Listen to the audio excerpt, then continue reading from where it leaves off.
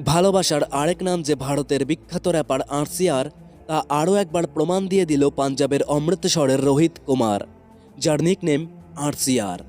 তার জন্ম 1996 সালে। বাবার নাম কমলজিৎ সিং এবং মায়ের নাম রানী। ফিলহাল সে মুম্বাইতে থাকে। একটা আঘাত যে জীবনে কতটা ভয়ঙ্কর পরিবর্তন আনতে পারে তা আজকের এই ভিডিওটি না দেখলে আপনারা বুঝতে পারবেন না। জীবনে ব্যর্থ হওয়াটা, জীবনে ধাক্কা খাওয়াটা যে কতটা প্রয়োজন তা আজকের এই ভিডিওটি থেকে আপনারা জানতে পারবেন। মেয়েটি ছিল মুসলিম, ছেলেটি ছিল হিন্দু। সোশ্যাল মিডিয়া থেকে আলাপ হয়, ধীরে ধীরে গড়ে উঠল একটা বেটার বন্ধুত্ব।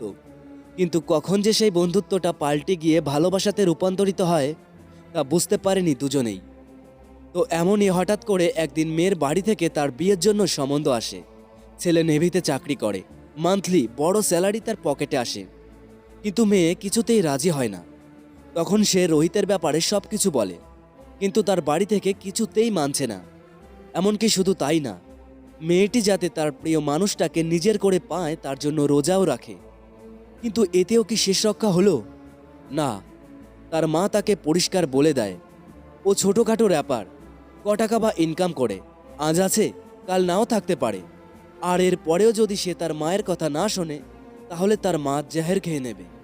তো আপনারাই বলুন, এই কথা শোনার পর কোন মায়ের সন্তান তার মায়ের বিপরীতে যেতে পারে? তখন মেয়েটি তার ভালোবাসার মানুষ রোহিতের সঙ্গে প্রায় 1.5 ঘন্টা অবধি ফোনে কান্না করে। অ্যাট লাস্ট মেয়েটি তাকে বোঝায়, তুমি ভেঙে পড়ো না, নিজেকে সান্ত্বনা দাও। আমার দেহটা তার কাছে থাকলেও আমার আত্মাটা তোমার কাছেই থাকবে।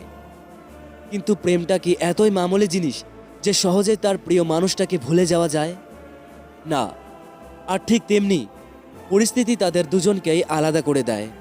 ডিপ্রেশনের শিকার হতে হয় রোহিতকে। পাগলের মতো যন্ত্রণা আর বুক ফাটা হাহাকার নিয়ে তাকে কাটাতে হয় রাতের পর রাত। আর এই এত বড় আঘাত, এত বড় যন্ত্রণা কখন যে তার জীবনে নিয়ে আসলো এক বিশাল পরিবর্তনই আনি, দিল হে মুশকিল, সে নিজেও জানতো না। হ্যাঁ বন্ধুরা, আজ ভি খেয়াল তেরা সোনে নেই দেতা, আজ ভি মুঝে কিসি কা হোনে নেই দেতা।